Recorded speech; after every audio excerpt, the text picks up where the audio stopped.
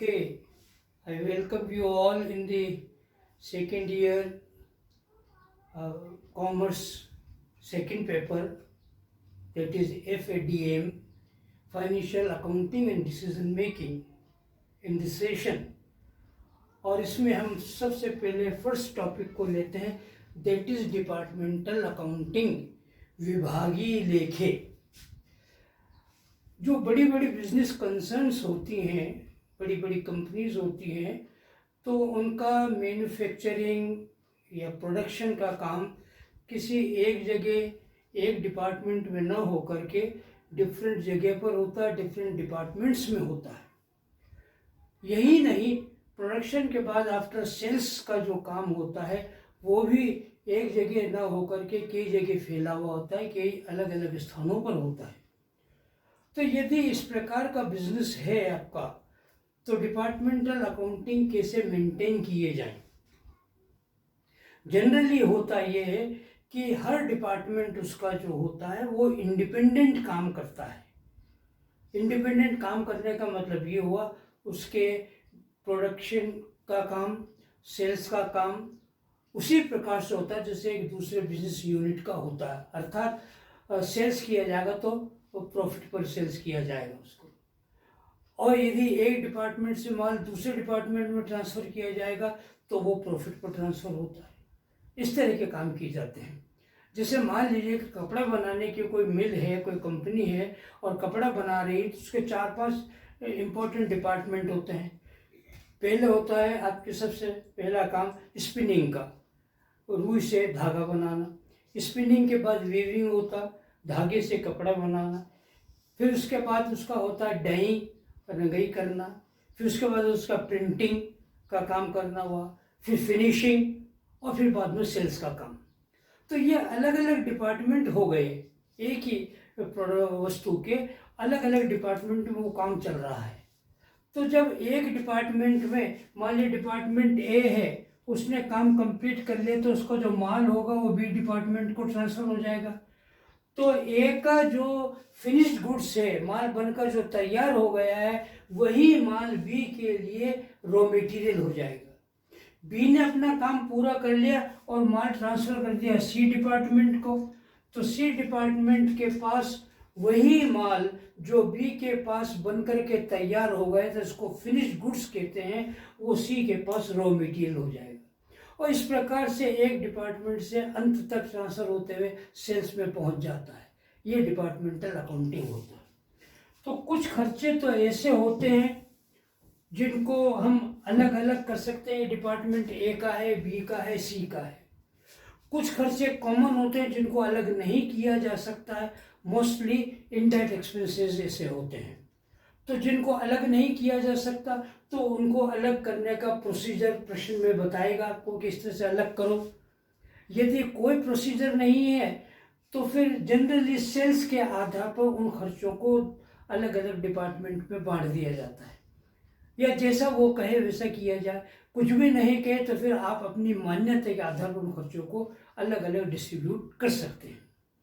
आइए आज हम इसी बेस पर एक प्रश्न को लेकर के चल रहे हैं, और ये प्रश्न आपके सामने है। There are 2 departments A and B, जिसमें ओपनिंग स्टॉक है 35,000, 28,000। इस ओपनिंग स्टॉक में जो डिपार्टमेंट ए का 35,000 का ओपनिंग स्टॉक है, उसमें 7,000 रुपये का ओपनिंग स्टॉक ऐसा था जो उसने बी से ट्रांसफर पर प्राप्त किया था, उसमें से बच गया। बी ने माल ए को भेजा था, ए ने उसका प्रोडक्शन किया और बाकी का माल बच गया 7,000 का, ये ओपनिंग स्टॉक में था। उसी प्रकार से बी के पास ओपनिंग स्टॉक 28,000 है। उस 28,000 में 14,500 रुपये का माल ऐसा था ओपनिंग स्टॉक में जो बी ने ए से ट्रांसफर पर प्राप्त किया था। क्लियर होगी बात? आइए उसी प्रकार से क्लोजिंग स्टॉक है, ए के पास 70,000 का और बी के पास 1,40,000 का। इन क्लोजिंग स्टॉक में 14,000 रुपये का माल ए के पास ऐसा था जो बी से ट्रांसफर पर प्राप्त होता और बच गया। उसी प्रकार से बी के पास क्लोजिंग स्टॉक 1,40,000 में से 21,000 रुपये का माल ऐसा था जो बी ने ए से ट्रांसफर पर प्राप्त किया था और वो बच गया अंत में, ये है वो। फिर उसके बाद ए ने परचेजेस किए 4,55,000 के, बी ने परचेजेस किए 6,37,000 के। सेल्स ए ने किया 7 लाख का, बी ने किया 10,50,000 का। इनके इनडायरेक्ट एक्सपेंसेस जो अलग अलग नहीं है, कॉमन है, वो 87,500 के हैं। इस पे कुछ नहीं कहना है तो हम बेहतर ये होगा कि इसको सेल्स के आधार पर बांट लें। यदि कुछ नहीं कहे तो सेल्स के आधार पर बांटना चाहिए। Inter transfer of on sales price, A ने बी से जो माल ट्रांसफर किया है वो विक्रय मूल्य पर प्राप्त हुआ था, विक्रय मूल्य पर लिया था। उसी प्रकार से बी ने जो ट्रांसफर किया है माल प्राप्त हुआ है ए से, वो भी विक्रय मूल्य पर था। अब इसका मीनिंग समझ रहे हैं, बड़ी इंपॉर्टेंट बात है, ध्यान से सुनिएगा। जनरली जब डिपार्टमेंट एक दूसरे डिपार्टमेंट को कोई माल ट्रांसफर करता है तो उसे क्रय मूल्य पर भेजता है, अर्थात जितने पर माल बनकर तैयार हो उतनी राशि पर भेज दिया। परंतु यदि विक्रय मूल्य पर ट्रांसफर किया जाता तो उसका मतलब ये हुआ कि माल को जितने रुपए पर बनाया गया उसमें लाभ जोड़ा और लाभ जोड़ने के बाद भेजा। जैसे मान लीजिएगा ए ने 100 रुपये का माल बनाया प्लस 10 रुपये उसमें प्रॉफिट शामिल जोड़ा और कुल मिला के वो माल 110 रुपये में ए ने बी को भेजा। इसी प्रकार से बी भी कर सकता है। तो इतने पर माल उसको भेजा। अब अकाउंटेंसी का एक बेसिक प्रिंसिपल ध्यान रखिएगा। क्या प्रिंसिपल है? कोई भी कंपनी अपने स्वयं पर लाभ नहीं कमा सकती है। अर्थात यदि ए और बी दो डिपार्टमेंट है किसी कंपनी के और ए ने बी को माल भेजा या बी ने ए को माल भेजा तो विक्रय मूल्य पर नहीं हो सकता, वो क्रय मूल्य पर ही होगा, लागत मूल्य पर ही होगा। यदि ऐसा ट्रांसफर किया गया है तो फिर उसमें हम स्टॉक रिजर्व अकाउंट बना के जितना प्रॉफिट है, जैसे इसमें 100 रुपये के माल पर 10 रुपये प्रॉफिट कमाया तो 10 रुपये घटा करके 100 रुपये वापस लिखेंगे, करेक्शन करेंगे उसमें। इसी को कहते हैं अनरियलाइज्ड प्रॉफिट, ने वसूल होने वाला लाभ। ध्यान रखिएगा शब्द का, अनरियलाइज्ड प्रॉफिट, ऐसा लाभ जो शामिल कर लिया गया परंतु वसूल नहीं हो सका, उस लाभ को फिर हमें अलग P&L अकाउंट बना के उसे अलग करना पड़ेगा। यही प्रोसेस इसमें समझाया गया है मुख्य रूप से। ध्यान दीजिएगा किस प्रकार से हम ट्रेडिंग अकाउंट P&L अकाउंट बना करके इन बात को टेकअप करते हैं। प्रश्न की बात समझ में आ गई आपको? अंत में एक बात और लिखी है उसने क्वेश्चन में कि GP remains same for the whole year. जो लाभ, सकल लाभ होगा, ग्रॉस प्रॉफिट होगा, वो पूरे वर्ष पर्यंत एक जैसा ही रहेगा। यदि ए के अकाउंट में, ट्रेडिंग अकाउंट में ग्रॉस प्रॉफिट 10% आता है तो 10% पूरे साल भर रहेगा। बी में यदि 20% आता है तो बी में ग्रॉस प्रॉफिट साल भर 10% ही रहेगा। बस मुझे में आ गई। और ये जो इंटर ट्रांसफर हुए हैं वो सेल्स प्राइस पर हुए हैं। सेल्स प्राइस का मतलब आपके जो जीपी होगा वो कैलकुलेट करना पड़ेगा और वो पता लगेगा कितनी सेल्स प्राइस इसकी आती है। मेरे ख्याल से बात समझ में आ गई आपको? प्रश्न समझ में आया? सबसे इम्पोर्टेंट बात है, क्योंकि उत्तर जानने से पहले प्रश्न क्या कह रहा है उसकी भावना को जानना बहुत ज़रूरी होता है, तभी हम उसके अनुकूल उत्तर दे सकेंगे। तो आइए, यदि बातें समझ में आ रही है तो हम पहले ट्रेडिंग अकाउंट बनाते हैं दोनों डिपार्टमेंट का और देखते हैं जीपी कितना आ रहा है उसमें। ये ट्रेडिंग अकाउंट आपका,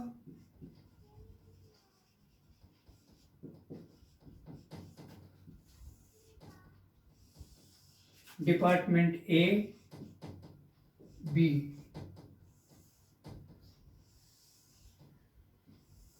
इसी तरह से यहां डिपार्टमेंट ए और बी दोनों बन जाएंगे।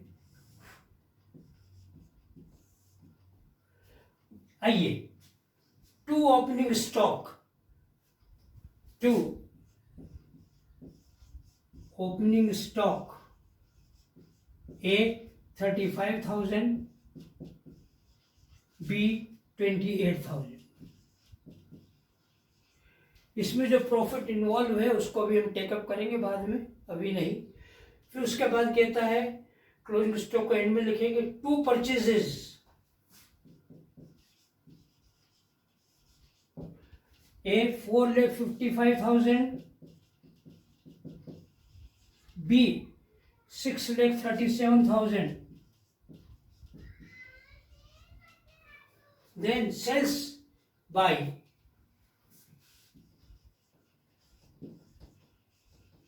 A 7 lakh, B 10,50,000,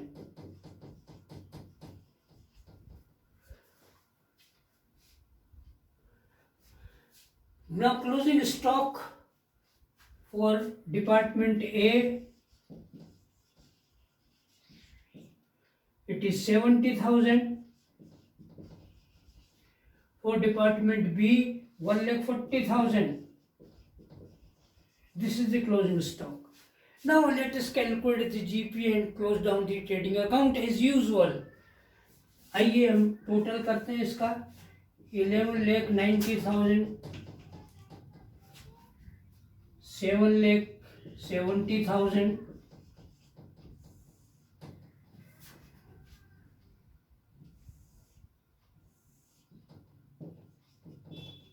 ये टोटल यहाँ डेबिट साइड में भी लिख देते हैं इसका, और डिफरेंस कैलकुलेट करते हैं। Okay, now it means it is 5,25,000 and the GP here it is 50%। अब इसका मीनिंग ये हुआ कि ओपनिंग स्टॉक और क्लोजिंग स्टॉक में जो माल बचा हुआ है वो सेल्स प्राइस पर है, अर्थात उसमें प्रॉफिट ए डिपार्टमेंट के लिए 40% और बी के लिए 50% है। इसका मतलब ये हुआ कि ए के क्लोजिंग ओपनिंग स्टॉक 7,000 में जो माल बच गया है वो उसने बी से लिया था और बी ने 50% प्रॉफिट जोड़ करके इसे भेजा था, अर्थात 7,000 का 50% हो गया 3,500 रुपये इसमें प्रॉफिट है और 3,000 रुपये 500 रुपये इसकी लागत है माल की। उसी प्रकार से आइए बी की बात करते हैं। बी के ओपनिंग स्टॉक में 10,500 रुपये का माल है जो बी ने ए से प्राप्त किया था और ए ने माल भेजा था 40% लाभ लेने के बाद, अर्थात 100 रुपये का माल था, 40 रुपये प्रॉफिट है, 140 में भेजा था। तो 140 पर 40 है तो 10,500 पर कितना प्रॉफिट होगा पता लग जाएगा, इतना इन्वॉल्व है उसमें प्रॉफिट, इतने पर माल भेजा था, उसको अलग करना पड़ेगा, ये काम अलग से लिया जाएगा। टेकअप करते हैं 20 के बाद। यहाँ तक बात समझ में आ रही है। ट्रेडिंग अकाउंट जो एज यूजुअल बनता है वैसे ही, देयर इज नथिंग न्यू, केवल जो नई बात है वो रेट ऑफ जीपी है, छोटी सी आप पहले भी कैलकुलेट कर चुके होंगे अपनी प्रीवियस क्लासेस में, तो इसलिए इससे कोई विशेष बात अभी तक नहीं है। अब आगे चलते हैं, जिनको नोट डाउन कर लें नोट कर लें, शॉर्ट लेना शॉर्ट ले लें इसका। आइए अब हम बात करते हैं P&L अकाउंट की। देखिएगा किस प्रकार से P&L अकाउंट बनता है। दो बातें इसमें होंगी, एक तो बात होगी P&L अकाउंट बनेगा, दूसरा जो प्रॉफिट इन्वॉल्व है क्लोजिंग स्टॉक में उसके लिए हमें रिजर्व बनाना पड़ेगा, जिसे कहते हैं unrealised profit, reserve for unrealised profit. किस प्रकार से होता देखिएगा। पहले P&L अकाउंट एज यूजुअल जैसा अभी तक बन रहा है वैसे ही बनाएंगे, अभी तक कोई चेंज खास नहीं आ रहा है।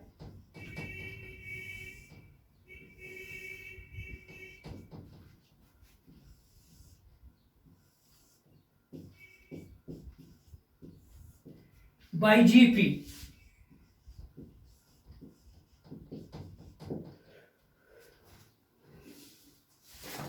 $80,000 for department A and it is 5,25,000 department B. 2 indirect expenses,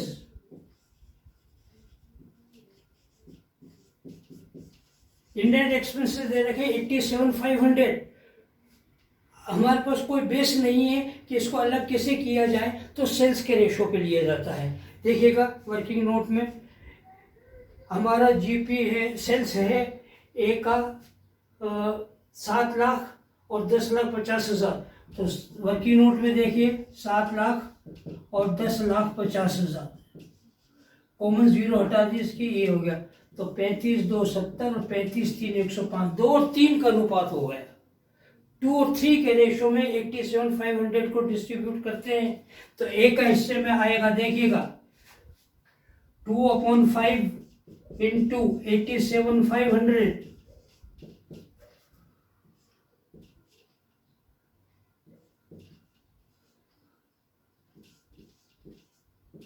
35,000 for department A. B 3/5 into 87,500, it is 52,500। Check करना है, ये 87,500 आ गया। Now it means the indirect expenses will go to A department 35,000 and to B department it is 52,500। इतना amount इनके हिस्से में आएगा 87,500 का।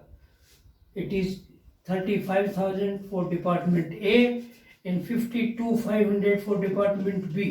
ये हो।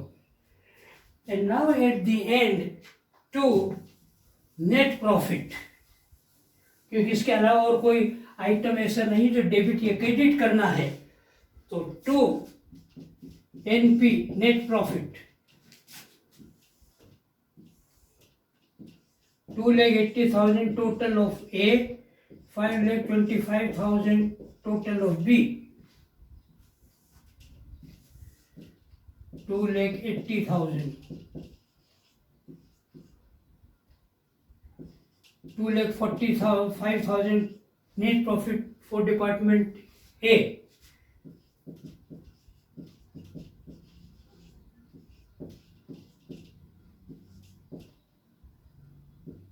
it is 4,72,500 net profit for department B.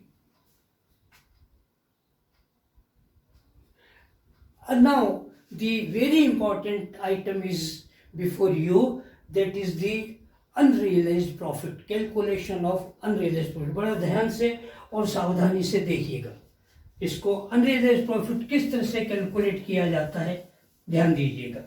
ये ध्यान रहे कि जो जीपी है, ग्रॉस प्रॉफिट रेट, वो डिपार्टमेंट की है 40% आपको बताई थी अभी, और डिपार्टमेंट बी की रेट है वो 50% है।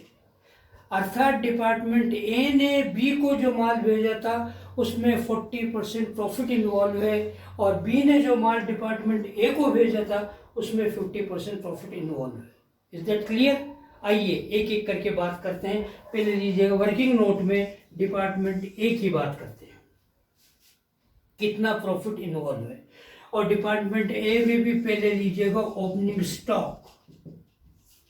देखिए ओपनिंग स्टॉक है 7,000 का, और 7,000 का माल ए ने बी से प्राप्त किया था, ये रहा बी का रेट ऑफ प्रॉफिट 50%। इसका मतलब बी ने जो माल ए को भेजा था उसमें 50% प्रॉफिट इन्वॉल्व था, तो 7,000 के ओपनिंग स्टॉक का 50% 3,500 इज द प्रॉफिट इन्वॉल्व। ये अनरियलाइज्ड प्रॉफिट हो गया। Is that clear? आइए come to the closing stock.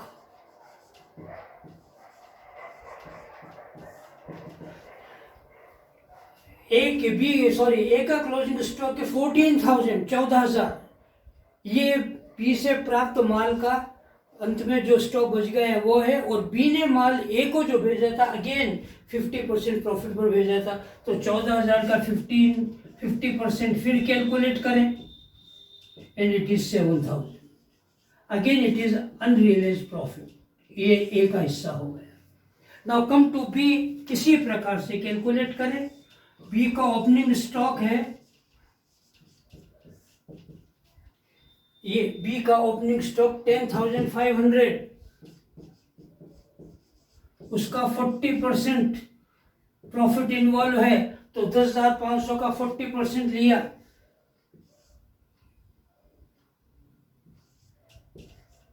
4,200। और क्लोजिंग स्टॉक बी का है 21,000, अगेन 40% इसका फिर टेकअप किया, इट इज 8,400 रुपीज, ये बी का है। ये इस तरह से प्रॉफिट, अनरियलाइज्ड प्रॉफिट कैलकुलेट किया जाता है। ये बात क्लियर हो गई, इसे नोट कर लीजिएगा। अब हम अंतिम चरण में पहुंच रहे हैं प्रश्न के कि इसका अनरियलाइज्ड प्रॉफिट का क्या किया जाए, अकाउंटिंग ट्रीटमेंट किस तरह से इसका किया जाए। चलें आगे। ओके, नोट करना नोट कर लीजिए, शॉर्ट लेना हो शॉर्ट ले लीजिएगा। आइए देखिएगा बड़ा सावधानी से। वर्किंग नोट की बात कर रहा हूं अभी। स्टॉक है आपका, ये ओपनिंग स्टॉक मान लीजिए, और ओपनिंग स्टॉक के ए की बात कर रहे हैं, मान लीजिए अभी हम केवल ए की।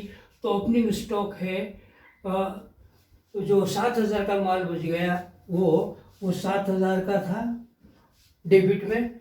इसमें से 3,500 वसूल नहीं हो सकते क्योंकि माल बेचा नहीं गया है, माल आगे बनने के लिए बी डिपार्टमेंट को भेजा है। सेल और सेंट दोनों में डिफरेंस है। आप प्रॉफिट चार्ज तब कर सकते हैं जब आपने सेल्स किया हो। It is not actually sales, this is goods sent for further manufacturing process, उसके लिए भेजा गया, इसलिए सेल्स नहीं है।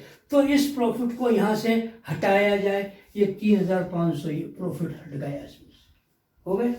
उसी प्रकार से क्लोजिंग स्टॉक देखिएगा, ए का 14,000 को हम क्लोजिंग स्टॉक को क्रेडिट में लिखते हैं, ये 14,000 रुपये। और उसमें से आपका ये क्लोजिंग स्टॉक रहा बी ए का, उसमें 7,000 का माल अनरियलाइज्ड प्रॉफिट का शामिल है, तो 7,000 का माल, ये 7,000 ये। अर्थात क्या करना है कि ए के अकाउंट में 7,000 डेबिट करने हैं और 3,500 क्रेडिट करने हैं। कुल मिलाकर बात इतनी हुई। अब हम इसको इस तरह से लिख लें, ए के डेबिट होंगे 7,000 और क्रेडिट होंगे 3,500 ए के, ध्यान रहे। क्लियर होगी बात। हम इसको इस प्रकार भी कह सकते हैं कि हम एक बार डेबिट और क्रेडिट क्यों करें। 7,000 में से जो ज्यादा बड़ा फिगर है उसमें से छोटे फिगर को घटा दें। 7,000 में से 3,500 को घटा दें तो केवल 3,500 रुपये डेबिट कर दें। एक बार डेबिट एक बार क्रेडिट करके ये डबल मेहनत क्यों करें अनावश्यक। इसलिए हम ये कर सकते हैं समझने के लिए कि डेबिट क्रेडिट अलग अलग लिख लें, और लिख करके जो बड़ा डेबिट हो तो डेबिट में से क्रेडिट को घटा दें, यदि क्रेडिट बड़ा हो तो क्रेडिट में से डेबिट को घटा दें, और नेट अमाउंट होता वो लिख दें। तो 3,500 रुपये से ए को हम डेबिट करेंगे। बात क्लियर हो गई, समझ में आ रहा है। लाइकवाइज आइए डिपार्टमेंट बी की बात करते हैं। बिल्कुल इसी पैटर्न पर समझिएगा। ये डिपार्टमेंट बी है, मान लीजिएगा, जिसका ओपनिंग स्टॉक डिपार्टमेंट बी का 10,500, ये 10,500 है। इसमें प्रॉफिट इन्वॉल्व कितना है, बी ने माल प्राप्त किया था ए से और ए ने प्रॉफिट चार्ज किया था 40%, तो 10,500 का 40% ले लें और वो आ रहा था 4,200 रुपये। ये 4,200 रुपये इसका क्रेडिट कर दें। क्लियर हो गया बात। Now come to the closing stock of department B. Closing stock में है 21,000 और इसने भी जो माल जो है वो प्रॉफिट पर लिया था ए से, और ए की रेट ऑफ प्रॉफिट है 40%, तो इसका 40% ले लें और उसने ले रखा है 8,400, ये इसको डेबिट कर दें। तो कुल मिलाकर के 8,400 डेबिट करना है और 4,200 क्रेडिट करना है। ये देखिए डिपार्टमेंट बी, ये क्रेडिट होगा 4,200 और डेबिट होगा 8,400 और कुल मिलाकर के नेट फिगर डेबिट में से क्रेडिट को घटाएंगे क्योंकि डेबिट बड़ा है तो ये हो जाएगा 4,200 रुपये। अर्थात अब हम आगे P&L अकाउंट बना के ए के खाते में डेबिट करें 3,500 और बी के खाते में डेबिट कर दें 4,200। बाकी सब बातों को भूल जाइए, हो गया काम आपका। क्लियर हुई बात? आइएगा अंतिम स्टेज पे अब चलते हैं और ये होता है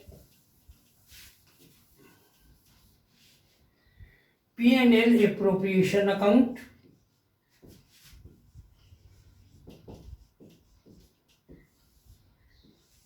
बाय नेट प्रॉफिट ए का नेट प्रॉफिट था आपके 2,45,000 और बी का नेट प्रॉफिट था 4,72,500 472,500 and the total profit was 7,17,500। अब देखिएगा उसमें से ए के खाते में हमें डेबिट करना net amount 3,500 to unrealised profit. A के it is 4,200 to unrealized profit B और B का डेबिट कर ओके। ए का 3,500 बी का 4,200 total it comes to 7,700 less कर दें इसमें से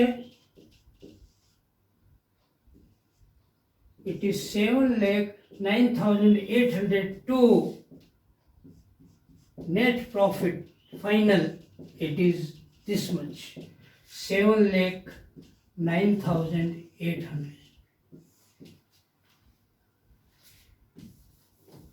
अब आपके ये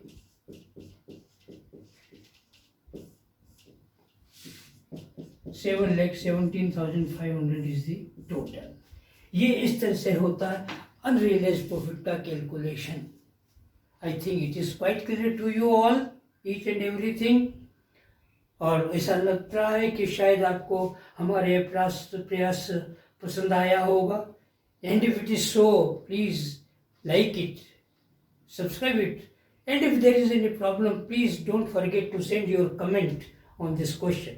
Thank you.